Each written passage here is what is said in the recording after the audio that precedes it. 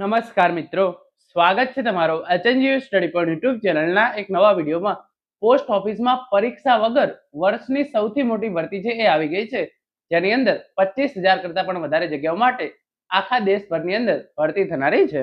તો આજના આ વિડીયોની અંદર આપણે જોઈશું કે તમારે ધોરણ 10 ની અંદર કેટલા ટકા હોય તો તમારે ફોર્મ ભરવું જોઈએ, જેથી આ ભરતીની અંદર મેરિટ લિસ્ટની અંદર તમારું નામ આવવાના ચાન્સીસ છે અને તમે જે 100 રૂપિયા ફી ભરશો એ ફી બગડશે નહીં. તો હવે શરૂ કરીએ આજનો આ વિડીયો. તો તમે જોઈ શકો છો, પોસ્ટ ઓફિસમાં સૌથી મોટી ભરતી વર્ષ 2026 ની, કારણ કે 25,000 કરતા પણ વધારે જગ્યાઓ છે અને એના માટે કોઈ પણ પ્રકારની પરીક્ષા લેવામાં આવતી નથી. ધોરણ 10 માં કેટલા ટકા હોય તો તમારે ફોર્મ ભરવું જોઈએ? ગ્રામીણ ડાક સેવક, એની અંદર જે છે એ 3 પોસ્ટનો સમાવેશ થાય છે. એક છે ડાક સેવક, બીજી છે બ્રાન્ચ પોસ્ટ માસ્ટર અને ત્રીજી છે આસિસ્ટન્ટ બ્રાન્ચ પોસ્ટ માસ્ટર. જો એમને ફોર્મ ના ભરી દેતા, ખાલી ખોટા તમારા જે છે એ 100 રૂપિયા બગડશે. અને તમારા મનમાં એવું હોય કે મારે જે છે એ 100 રૂપિયા બગડે તો મને કઈ જ વાંધો નથી, તો તમારે 35% આવેલા હોય તો પણ તમારે ફોર્મ ભરવું જોઈએ. પરંતુ જો તમને એવું હોય કે મારે 100 રૂપિયા ના બગડવા જોઈએ તો તમે આ વિડીયો જે છે એ ધ્યાનથી જોજો. તો સૌપ્રથમ આપણે થોડીક ઇન્ફોર્મેશન મેળવી લઈએ. ઓફિશિયલ વેબસાઇટ પર ઇન્ફોર્મેશન આવી છે પ્રમાણે 31 તારીખથી 19/9/2026 દરમિયાન તમે જે છે એ તમારું યુઝર રજીસ્ટ્રેશન કરી શકશો. તમારી જે છે એ 2/9/2026 થી 21/9/2026 દરમિયાન તમે તમારું જે ફોર્મ ભરો છો એ ફોર્મને જે છે એ સબમિટ કરી શકશો અને તમારી જે ફી પેમેન્ટ હોય છે એ ફી પેમેન્ટ કરી શકશો. 23/9/2026 થી 24/9/2026 દરમિયાન તમારે જે છે એ ફોર્મની અંદર કોઈ પણ પ્રકારનો સુધારો વધારો કરવો હોય તો તમે એ કરી શકશો. તો 31/8/2026 થી 19/9/2026 દરમિયાન રજીસ્ટ્રેશન થશે. તમે જે છે એ 2/9/2026 થી 21/9/2026 દરમિયાન ફોર્મ ભરી અને ફાઇનલ સબમિટ કરી શકશો. હવે વાત કરીએ કે તમને આની અંદર પગાર કેટલો મળશે. તો જે બ્રાન્ચ પોસ્ટ માસ્ટર હોય છે એને ₹12,000 થી ₹29,380 સુધીનો પગાર મળે છે. આસિસ્ટન્ટ બ્રાન્ચ પોસ્ટ માસ્ટર અને સ્લેશ જે ડાક સેવક હોય છે એને ₹10,000 થી ₹24,470 સુધીનો પગાર મળે છે. તમારી ઉંમર 18 વર્ષ કરતા ઓછી ના હોવી જોઈએ અને 40 વર્ષ કરતા વધારે જે છે એ હોવી જોઈએ નહીં. પછી આપણે આગળ વાત કરીએ, થોડીક ઇન્ફોર્મેશન મેળવી લઈએ. આ પ્રમાણે તમને જે છે એ કેટેગરી પ્રમાણે વય મર્યાદાની અંદર છૂટછાટ મળવાપાત્ર રહેશે, એ તમે અહીંયા જોઈ શકો છો. અહીંયા જે મેઇન છે તમારી જે છે એ તમે ધોરણ 10 ની પરીક્ષા પાસ કરી લેવી જોઈએ ગણિત અને અંગ્રેજી વિષય સાથે, અને તમને જે પણ રાજ્યની અંદર તમે ફોર્મ ભરવા માંગતો હો એ રાજ્યની લોકલ ભાષા જે છે એ તમને આવડતી હોવી જોઈએ અને ધોરણ 10 ની અંદર એ તમે જે છે એ વિષય તરીકે ભણી લેવો જોઈએ. તો આપણે ગુજરાતના તમામ વિદ્યાર્થીઓ છે એમને ધોરણ 10 ની અંદર જે છે એ ગણિત અને અંગ્રેજી બંને વિષયો ભણેલા છે અને ધોરણ 10 ની પરીક્ષા છે એ પાસ કરેલી છે. અને બીજી જે ક્રાઇટેરિયા છે, ધોરણ 10 ની અંદર તમે ગુજરાતી ભાષા ભણેલા હોવા જોઈએ. તો આપણે તમામ લોકોએ ધોરણ 10 ની અંદર ગુજરાતી ભાષા ભણેલી છે. તો ગુજરાતના તમામ વિદ્યાર્થીઓ કે જેમણે ધોરણ 10 પાસ કરેલું છે અને એમની ઉંમર 18 વર્ષ કરતા વધારે છે અને 40 વર્ષ કરતા ઓછી છે, એ તમામ લોકો જે છે એ આ ભરતીની અંદર ફોર્મ ભરી શકે છે. વાત કરીએ કેટલી જગ્યાઓ છે, તો પહેલા ફી પેમેન્ટ વિશે વાત કરી લઈએ. તો તમે જોઈ શકો છો, જે 100 રૂપિયા ફી છે એ તમામ ઉમેદવારો ભરવાની છે, પરંતુ જે તમામ મહિલા ઉમેદવારો, SC ST કેટેગરી, દિવ્યાંગ અને ટ્રાન્સ વુમને જે છે એ 1 પણ રૂપિયો ફી ભરવાની નથી. તો અહીંયા જે છે એ તમામ મહિલા ઉમેદવારો અને SC ST અને જે દિવ્યાંગ ઉમેદવારો છે એમણે 1 પણ રૂપિયો જે છે એ ફી ભરવાની નથી.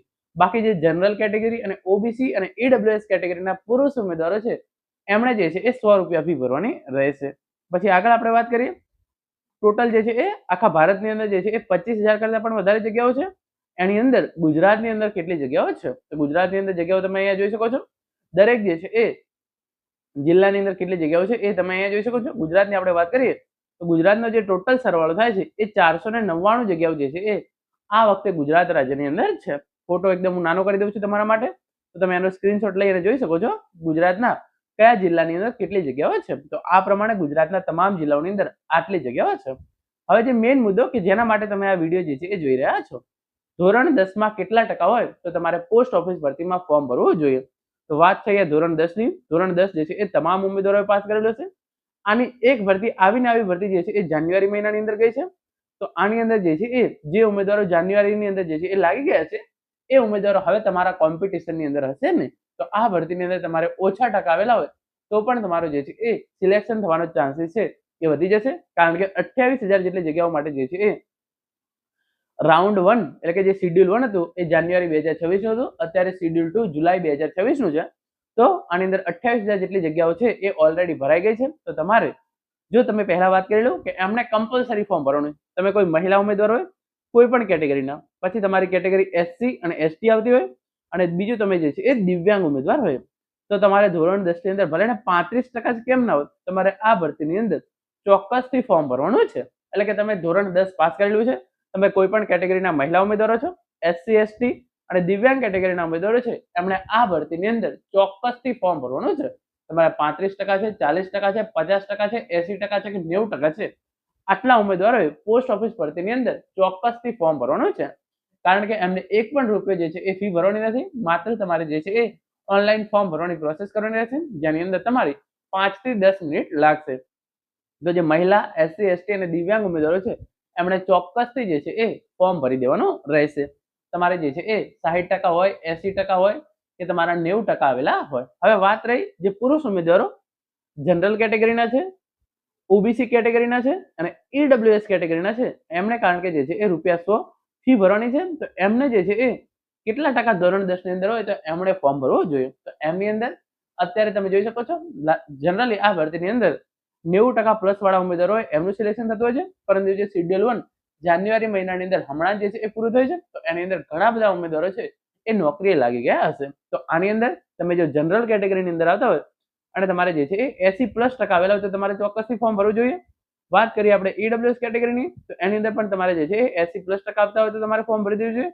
વાત કરીએ આપણે જે છે એ ઓબીસી કેટેગરીની, તો એની અંદર તમારે જે છે એ 75+% આવતા હોય તો તમે આવેલા હોય તો તમારે ચોક્કસથી જે છે એ ફોર્મ ભરી દેવું જોઈએ.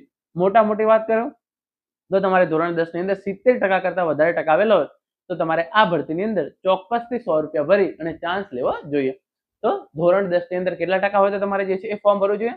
તો તમામ જે છે એ મહિલા ઉમેદવારો એટલે કે તમામ છોકરીઓ, એસસી એસટી અને જે દિવ્યાંગ ઉમેદવારો છે, એમને ધોરણ 10 માત્ર પાસ કરેલું હોય તો પણ એમને જે છે એ આ ભરતીની અંદર ફોર્મ ભરવું જોઈએ. વાત કરીએ જનરલ, ઓબીસી અને ઈડબ્લ્યુએસ કેટેગરીના પુરુષ ઉમેદવારો કે જેમણે ફી ભરવાની છે, તો એમને ધોરણ 10 ની અંદર 70+ આવેલા હોય તો એમણે ચોક્કસથી જે છે એ ફોર્મ ભરવું જોઈએ. એમના સિલેક્શન થવાના પૂરેપૂરા ચાન્સીસ છે. તો મિત્રો આ હતો આજનો વિડીયો. આશા રાખું છું આજની ઇન્ફોર્મેશન તમને ચોક્કસથી ઉપયોગી થશે. Thank you so much for watching.